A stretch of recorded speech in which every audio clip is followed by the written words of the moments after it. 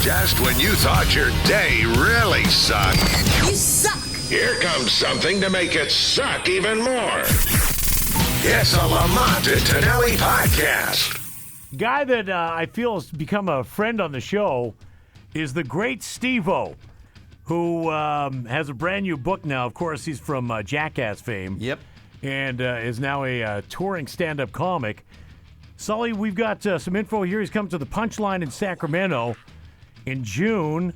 Oh, it's like in about 10 days or so. And then he'll be at Tommy T's in September. Be a hell of a show at Tommy T's. I love Tommy T. Yeah, the You new wowed book. them there. The new book, Steve-O, Professional Idiot, a memoir. Steve-O, and to prove, how you doing, bro? I'm doing great, man. I'm so stoked on you guys, man. Like, I really, you guys are great friends, man. I love that you reached out and asked me to come on to help me promote my book. Well, you know what? We had to. I heard you had the book, and no one contacted us from the book company at all. So I told Baby Huey, I said, get him on the line. And God, those fart huffers. Yeah. Let's get him on the line, and let's plug this book, because just to prove, a lot of guys, when they have you on, they don't read the book. And I pretty much do that for everyone else. But for you, I actually read part of this book. We only got it a couple days ago. And I'm laughing because there's stuff here. I mean, I had no idea that you had, you almost thought you were dying here? That you went to the doctor with an enlarged, what the hell was this story? I went to the doctor, and... and this was around Jackass 2, right? Yeah, this was 2006, and my family was really up my butt about my lifestyle, because my lifestyle wasn't so hot, you know? And they were all worried about me. So Dr. Drew, my buddy Dr. Drew, he told me about this health program at UCLA, and you can go get checked out, everything checked out. And so I did this to get my family off my back, right? Yeah. I went, and they ran every test under the sun on me, and I showed up. They called me up, and they're like, "Yeah, come on in for the results." And I'm thinking, "Oh man, they're calling me to tell me to come in person. Like, what's up?" And I go in there, and I ask them, "Is my wiener okay?" Nice. and they say, "Yeah, your wiener's fine." I'm like, "Oh, thank God, hallelujah, this is great." Yeah. And they say, "Yeah, but there's a problem with your heart." And I was like, "What?" I was like, "Who cares? My wiener's okay." You know? Man's gotta have his priorities. Like, no. And they said, "No, you've really got a problem." And I said, "Oh, screw it. I'd rather have a messed up heart than a messed up wiener." and then they got all serious, and they were like, "No, dude, like, you're really not understanding." Yeah. They said, you have the heart of a 90-year-old man and no chance of living to the age of 40. How old were you? How old were you at the time? Shoot, I was 32. Wow. So they basically gave you a death sentence and said you've got 8 more years to live.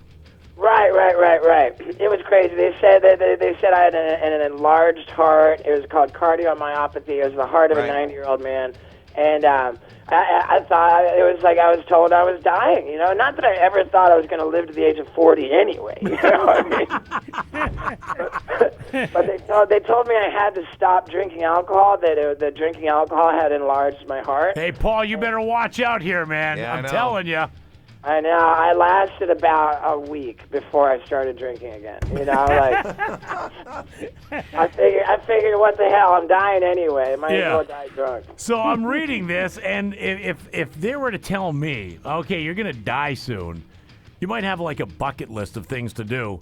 And from what I'm reading here, you flew to England for the one reason you were craving food. Well, yeah, I don't eat this stuff anymore just because it's not good for you, you know. And I'm big into being healthy these days, but it's this snack in England called pickled onion monster munch. What was it called again? It's pickled onion flavored monster munch. And this is what a guy dying does. He flies to England to eat pickled flavored onion monster munch. Was it deep fried? Yeah, it's. You know, this book is full of ridiculous stuff, man. Did you read the part about the time that tranny went down on me in D.C.? Oh, yes, I read that too, yes. I mean, there is everything in this freaking book. And I like the fact that Tommy Lee and Nikki Sixx write reviews for you, and they're just both, these guys who have seen and done it all, they're just both blown away by your life. Yeah, you know, when I was 13 years old, I was just a rabid Motley Crue fan, and I was living in Toronto, and they came to they came to Toronto for a concert on their Girls tour, and the day before the concert, I saw on TV that they were in some kind of trouble in the city, and I was like, man, the concert's tomorrow, and they're here now. Yeah. Like they're in a hotel, I know it. So I checked all of my album sleeves. And every single one of them said the same manager. I guessed that they would check into a hotel under the name of their manager. Uh-huh. And I opened up the Yellow Pages to hotel, and I called every single hotel in the Yellow Pages from the top of the list, asking for a room by the name of their manager. And I was at it for like 2 or 3 hours, and then I got put through to this room, and this guy answered the phone, and I asked if it was Doc McGee, who was the manager, and the guy said, no, this is Doc's brother Scott. Like, who's this? And I started freaking out. I'm like, this is Motley Crue. And he says, how did you get this number? And I was like, dude, I just called every hotel in the Yellow Pages. And he said, are you serious? That's awesome. How would you like it? How would you like it if I put your name on the list for backstage passes? This guy asked me. Yeah. And he gave me tickets in the 5th row. And so I went to the concert with my dad.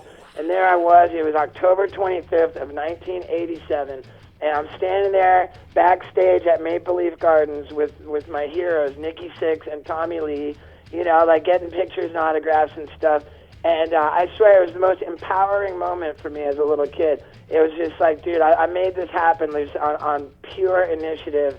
I made it happen. I can make anything happen. And literally from that point on, like, I just felt like I could do anything, man, you know, like, and I really feel like those guys made a monster out of me. And my whole life was just, really, this is what Jackass was, you know, like, it was whatever the hell it took to, you know, it was just me finding, like, I would do whatever to find the shortest distance between me and a lifestyle of sex, drugs, and rock and roll like Motley Crue, you know? Hey, I will tell you this. I was watching Jackass again the other day on TV, and the one that I was watching this, and I've seen it before, but I was still wincing when I was watching it going, what the hell was this guy thinking?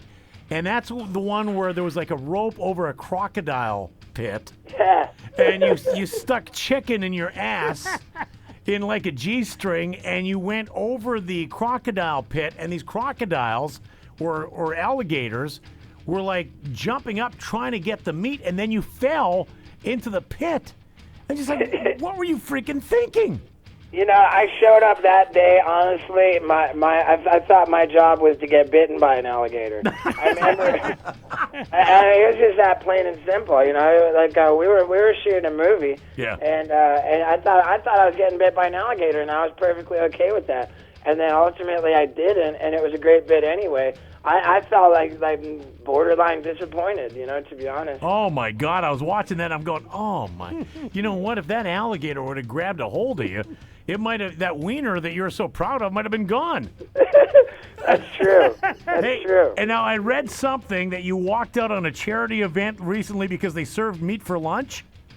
Well, yeah, it was a diabetes. It was a fundraiser for the American Diabetes Association. Yeah. And I got some misinformation, man. I don't know, somebody was trying to get me to show up there, and so like I don't know. I was told that it was going to be a vegan food only, event.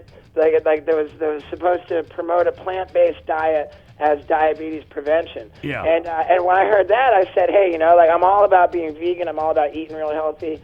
And I said I'm all about it. And so when I showed up and they were serving meat, you know, eating like a crappy diet of processed animal-based food is responsible for like the overwhelming majority of all diabetes in the country. You know, I'll tell you, the amazing thing about this is I heard that the reason you walked out wasn't because you're a vegan, is because you wanted to wear the meat and lay on a homemade barbecue grill.